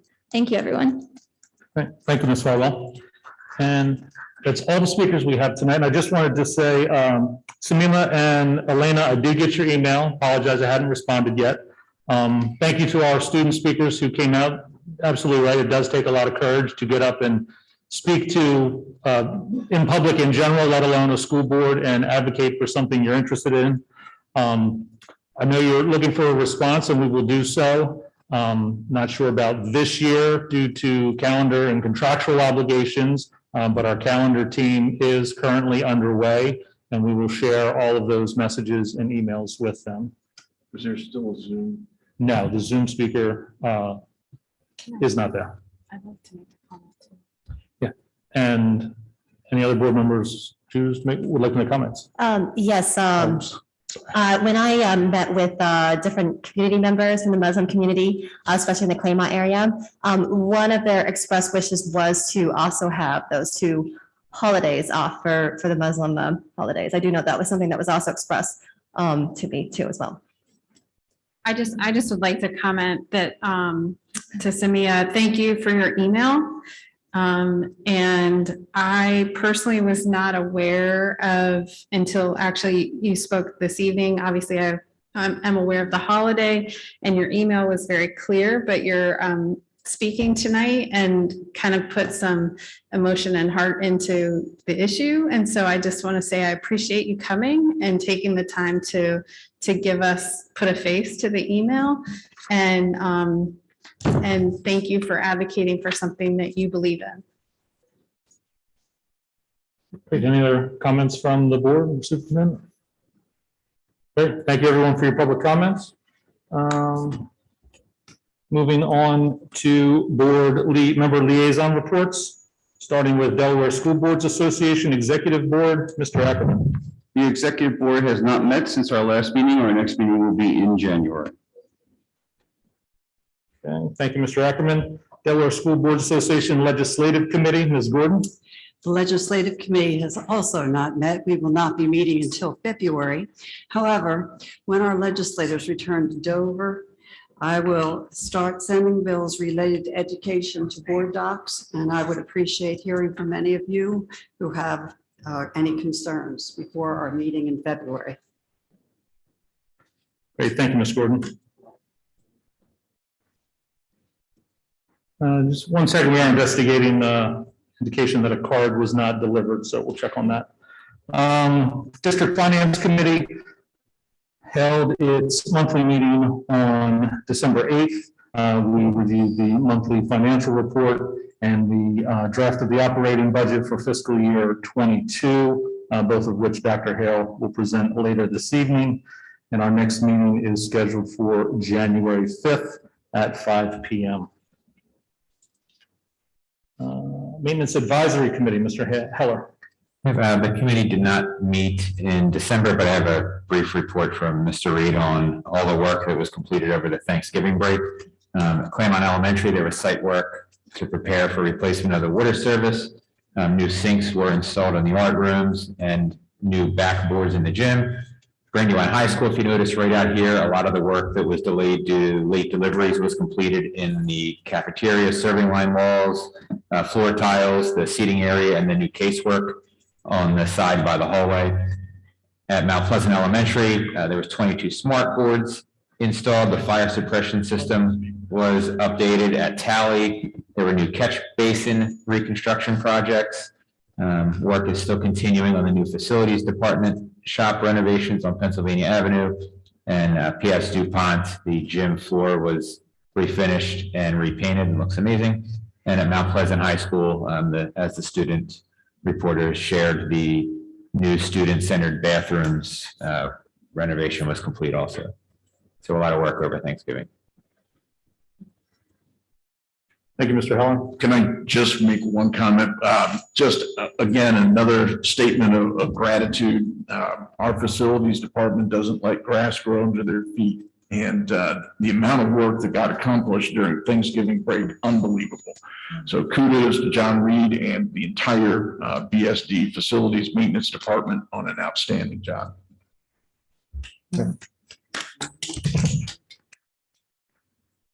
And we did have one additional public speaker. I don't know if it's the board's pleasure to hear them now or finish board reports and then continue. Finish now. No preference. I would say, Mr. Smith, are you still in the room? Like to speak? If I could just ask on your way out, please just fill out a comment card for us. Okay. Well, I don't think we can locate it.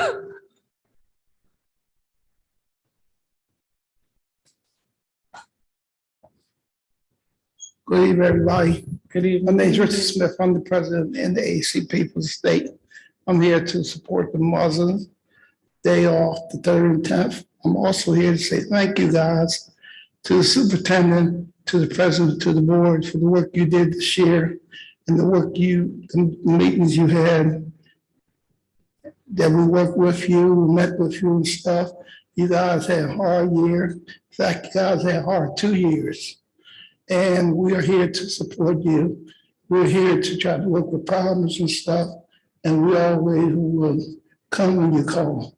Again, thank you, Superintendent, the president, and the board. Thank you. Thank you. Thank you, Mr. Smith. Apologize for the confusion on the card. Did I call you for parents? Just, Parent Council for Students with Disabilities, Ms. Pigeon. The Parent Council for Students with Disabilities hasn't met since our last meeting, but there is a meeting tomorrow evening.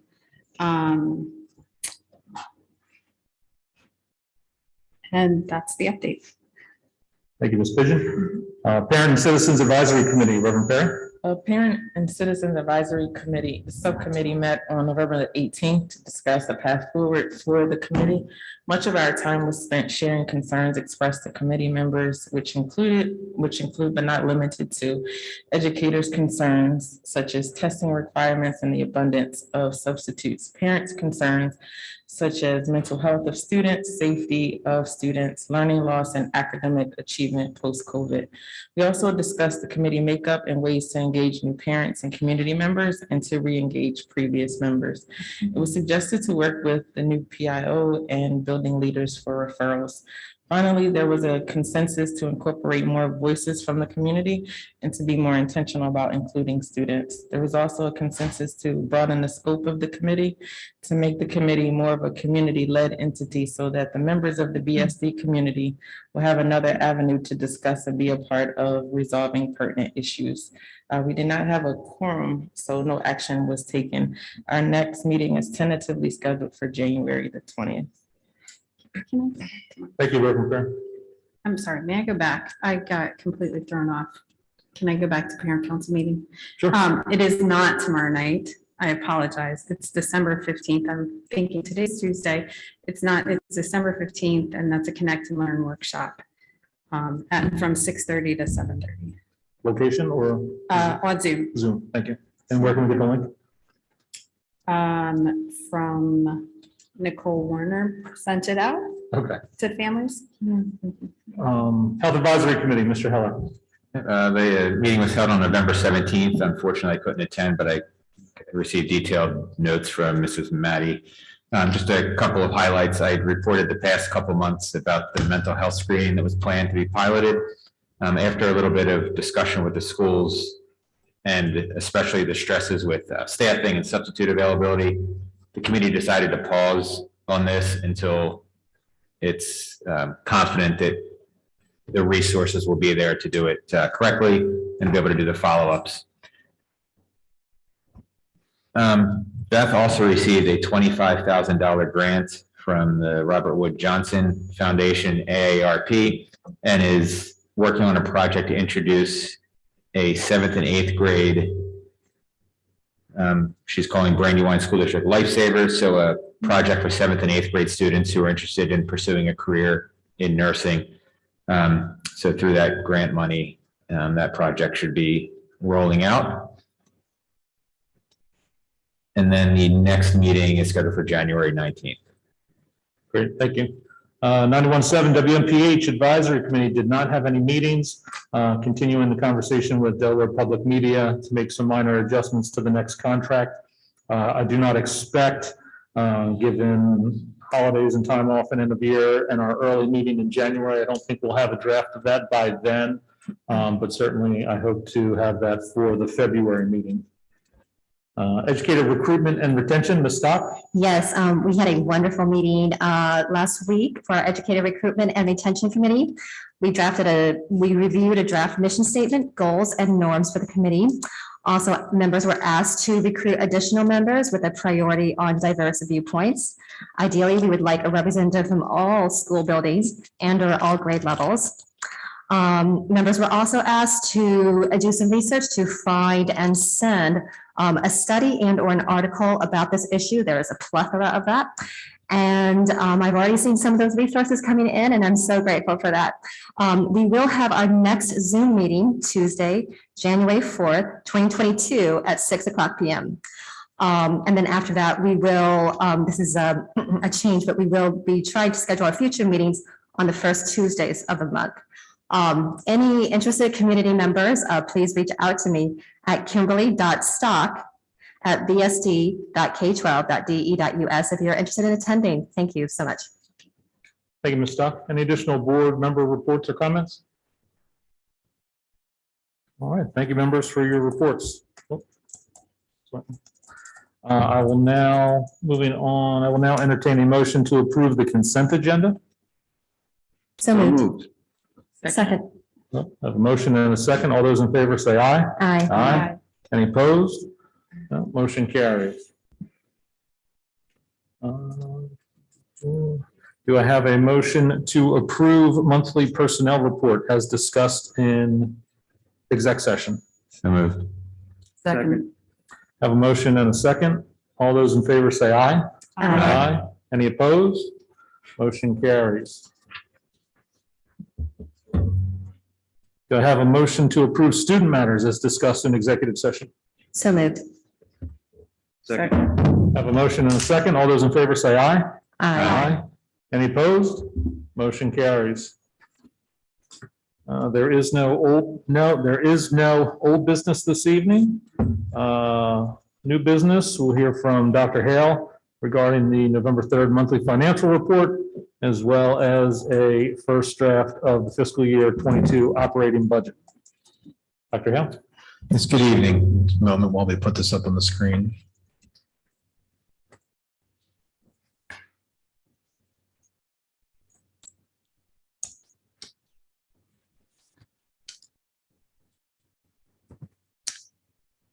Yes, good evening. The information presented in the report is for the month ended November 30th. As you can see, and maybe we can, I'm sure there's a way that we could blow that up a little bit. Yes, thank you. The information for the report here as of November 30th shows that we've received about 105% of our anticipated revenue, and that has to do with a lower than anticipated preliminary amount for the major capital. See that when we go through our final operating budget proposal, that we'll be making an adjustment for that so that those numbers will catch themselves up. But as of this date, we are waiting on our final allocations from the state as it relates to the September 30th unit count. If we move down a little bit on the page there, you can see that we've received roughly 98% of our tax revenue to date. So for the remaining 7 months of the year, I fully anticipate that we'll be getting ourselves to that at 100%. We've made a few adjustments that we'll talk about shortly in our final operating budget. If we could move on to the next page, our expenditure report. Can see that everything is falling through as it should through the first 5 months of the year. You can see that all of the buildings as well as each of the operating budgets there are being spent sufficiently. We do monitor those on really on a daily basis. On the next page, you can see also that where we are with our Division 3 and local salaries, it's roughly 44% of our anticipated budget, and that's compared to 1126, which we have 26 pay cycles. 1126 is roughly about 42, so we're tracking a little bit ahead of that, and we have made an adjustment on the budget moving forward. On the next page, you can see is our prior year expenditure report, and this is all of our appropriations that have been used to expend funds that are for fiscal years 21 and earlier, as well as the next page, which shows our detailed expenditures for our ESSER 2 and ESSER 3. And we will be moving forward, we'll be presenting and generating some additional reporting to show some of the greater detail of where those ESSER 2 and ESSER 3 funds are going. Finally is our cash flow statement. You can see that we have our actual cash flow information through November. On the next page, we're anticipating a final June 30 balance of roughly $10.8 million. And that's slightly above where we were in the preliminary, and that's going to be in coordination with what we're going to see on our proposed final budget. Are there any questions that I could answer for the board? Dr. Hill, can I just point out that on that one sheet where it says superintendent's ESSER fund and it shows a little over $1 million. Yeah. That is not $1 million of discretionary Oh, no, money. no, The safety and security cameras are Yes. that amount. And No, that's just who is the overall, each of those items, if we want to go back to that page real quick, each of those items has to do with who the overall final approval would be in those situations. So, yes, thank you for that.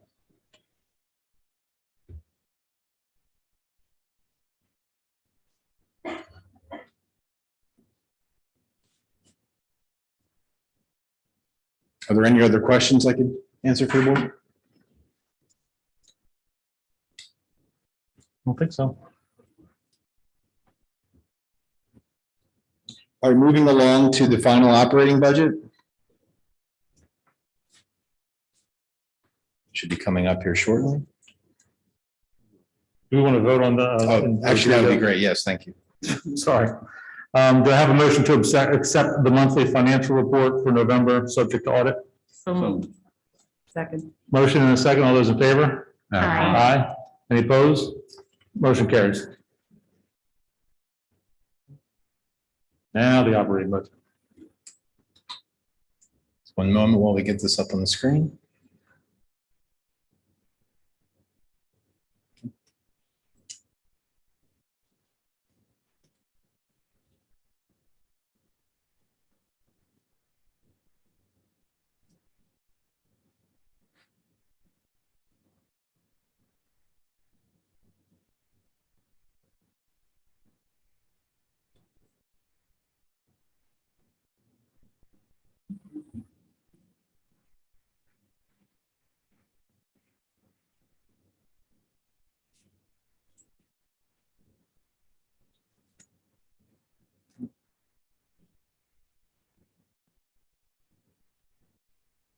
All right, great. All right, thank you. The information presented in the report this evening is for information purposes only. So this is the first draft, or I should say our final draft of our operating budget for fiscal year 22. So the objective is to go over the information. I know it's a 25-page document, so we're not going to go through every page in detail. We'll provide you an opportunity over the next month to review it. And if you would like to meet or have any discussions, certainly we can do that before we do a final presentation during our January meeting. So moving along to the first page, Brandywine School District's operating budget is one that I think is very unique in the state in that we provide a lot of written documentation and information as it relates to how we generate our funds and how we utilize our expenditures. So the information that you see on this first page, which we call the executive summary, really just details that for the period July 1, 2021 through June 30, 2022, that we are anticipating a carry forward balance of roughly $10.8 million. Our overall operating budget for fiscal year 22 is $220.5 million, which is roughly an increase of about $9 million over last year. A significant portion of that increase has not only to do with increases in salary and benefits, but also it relates to the ESSER 2 and ESSER 3 funds that we've received this past year. So we've also included some additional information in the executive summary that details the roughly $36 million that we've received in ESSER 2 and ESSER 3, and as well as their expiration dates. Moving along into the pages 2 through roughly 7, we begin to get into greater detail as it relates to how our property taxes are generated. So this is a document that we've had for really, it's been for probably about 10 or 12 years, where we go into detail about how the taxes are calculated, including how the taxes are calculated for what's called the tax district. It also indicates each of our tax rates. And if we move on to the next several pages, you can read in detail about our operating expenditure tax, our debt service tax, our tuition tax, and our match tax, all of which have not changed over the last several years. So something that we've noted in the preliminary budget moving forward is that we have not had any tax increase over the last 3 years. You can also see there that we do go into a description of all the state funding, meaning our Division I, Division II, and Division III. And it does provide a brief explanation as to what those funding items are used for, as well as how they're generated. We also provide on the next page a detailed description of all of our federal programs. And this provides a detailed description of each of our title programs, what they're used for, and how those funds are utilized. One thing that is new this year is I have included in the budget information more specifically related to ESSER 2 and ESSER 3. So that's the Elementary and Secondary School Emergency Relief Fund. And that is just to provide information as it relates to the amount that we received for ESSER 2 as well as ESSER 3 and the expiration dates for each of those. And I've also put on there that the funds are to be spent in 15 of those predetermined focus areas. And this is information that can be found directly on our district website. Lastly, in the narrative section, you can see that we have information regarding the district finance committee. And I do like to note that we've had a district finance committee in Brandywine prior to when it was a requirement at the state level. So we really are a model in how our program runs.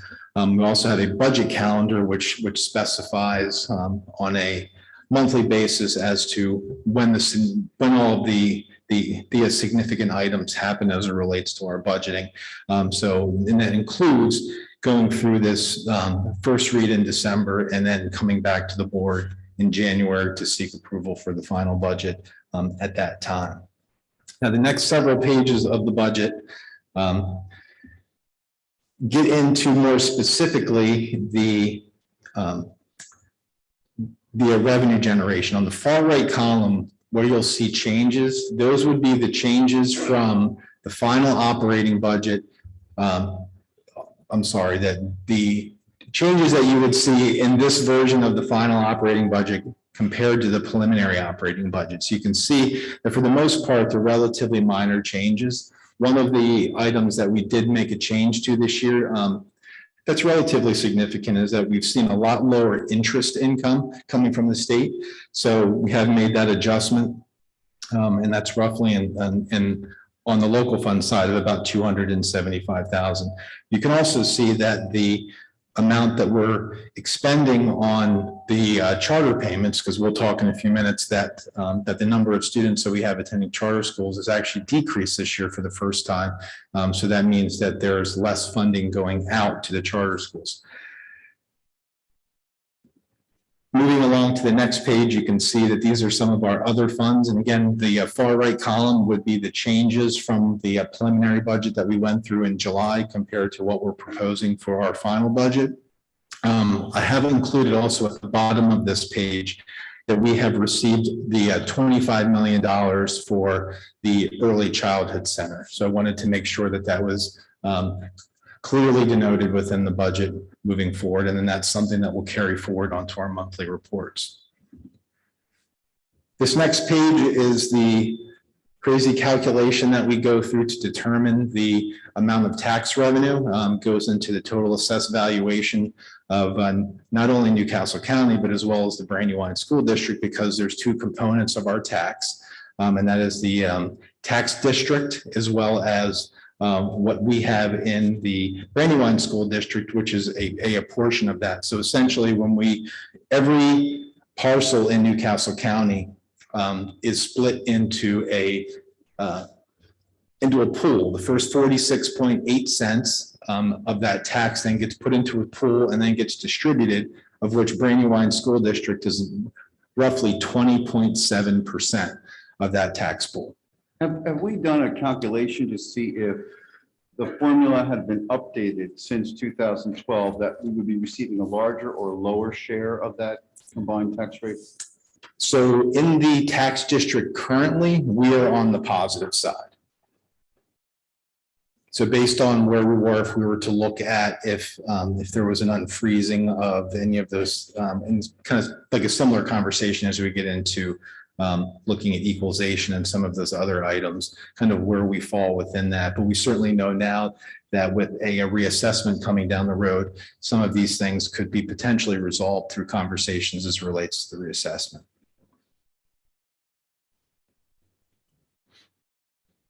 I did also, if you notice on here that there are no changes to the tax, and we've certainly been very proud of the fact that we have not had any change in tax for over 3 years. Our next page is what I call our recap page. This is truly the budget. This is all of the expenditures that take place within the Brandywine School District, totaling over $220 million. You can see on the far right the differences from the preliminary budget. So in some instances, we've made some minor adjustments, plus or minus, to take into consideration some of the impacts that we've had so far this year. But overall, very little change from the preliminary budget. Did make some slight adjustments to the salary numbers, but you can also see as you go down some of the other categorical areas, some very minor adjustments. And then on that bottom right kind of quadrant there, that is the school budgets. And for those schools that saw an increase in population, we did make a necessary adjustment to their operating budgets as well. And the next several pages that you see really are just kind of blown up. Each of these tied directly into that recap page that you just saw. And this is really just giving you an opportunity to see it in a little bit on like a one pager. So each of these items, this would be all of our local expenditure. And you can see at the bottom of that page that we're anticipating $10.76 million, so roughly a $10.8 million carry forward balance. That is really our key number that we're looking at. In the preliminary budget, we had anticipated roughly about 10.4. So I have increased that number slightly since the preliminary. And I'm feeling very confident that we will hit that number as we get to June 30th. But as we continue to move on in this budget, you can see again, very minor changes as we go through on the expenditure side until you get down to what is called the financial summary. And that lists would be the next page. This is really a complete summary of all of the revenues and expenditures. So on the far right column, you would also see the changes as it relates to where we were from the preliminary. And in total, you can see there again that our $10.76 million carry forward balance is our projection for June 30th.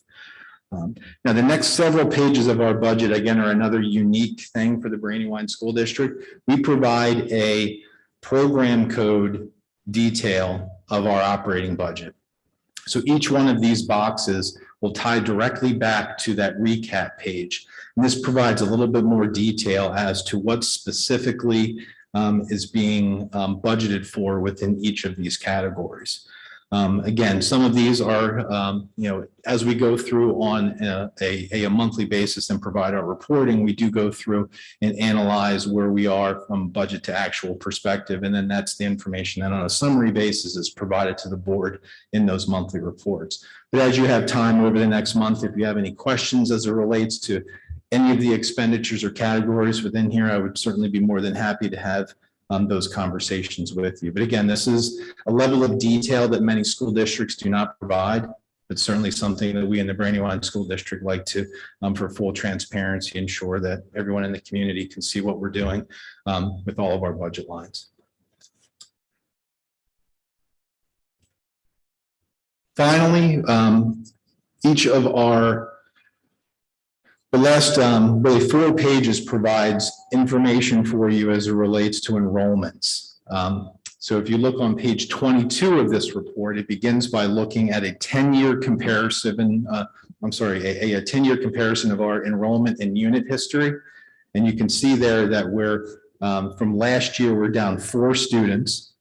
But at the bottom of the page, you can see that we're up roughly 6.8. Now, the one line that goes across there, you see all those zeros, is this is the first year that the state has recognized the K-3 basic spec ed unit. So that's something that's going to continue to increase over the next several years. So you might say, well, why? How can we be down and then up? Part of that is that taking into consideration. Also, looking on to the next page, you can see where our grade level enrollment history numbers are from over the last 10 years to give you an idea of kind of where that information has gone. Second to last is our choice enrollment history. And you can see we've always been a net importer of choice in the Brandywine School District, proud to say. So you can see how the information and where they're coming from as it relates to what school district. And then I'm happy to report on the final page of the budget, you can see that for the first time, really in the last 10 years, that we have actually seen a decrease in the number of students exiting the Brandywine School District to go to charter schools. Last year, it was a tie. But this year, we can say that we have 20 less students exiting than in prior years. So this is a very detailed document, 25 pages. Certainly understand it's a lot to go through at 9 o'clock in the evening. So I would certainly welcome the opportunity from anyone in the community and or from the board to go through this in detail with you if you have any other questions, but certainly would be more than happy to answer any questions you may have right now. So Dr. Hale, this is presented as a draft tonight. Are we looking for a final draft and action in the January meeting? Yes, so no actions necessary tonight. This is really for information purposes, and I plan to come back in the January meeting and present and ask for your consideration then. All right, so between now and then, if board members have any additional questions or clarifications, they can reach you directly. Absolutely. Okay. Any questions from the board? No questions, but I do have a comment. I've had an opportunity to sing some praises this evening of other groups, and Dr. Hale, I have to sing some praises your way as long as to our district finance committee. I see James Hamby back there who chairs that for the district.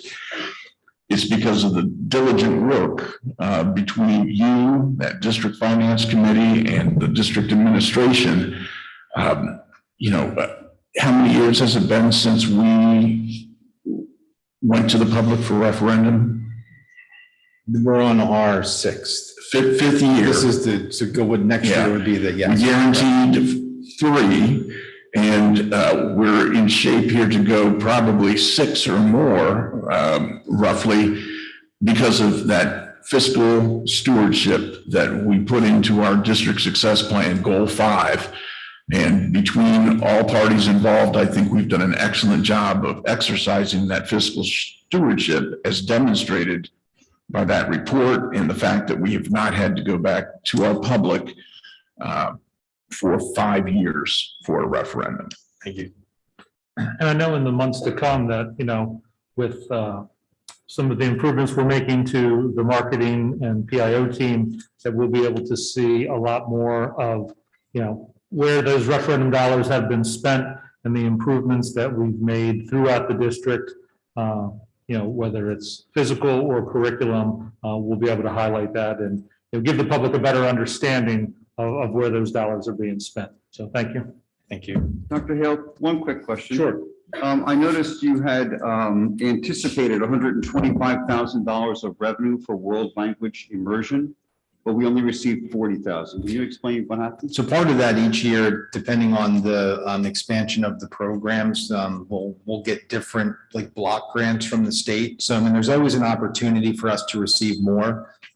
So I think really when we go through the process here, we're really going with the information that we currently have. There's still the potential maybe moving forward that we would receive additional funds.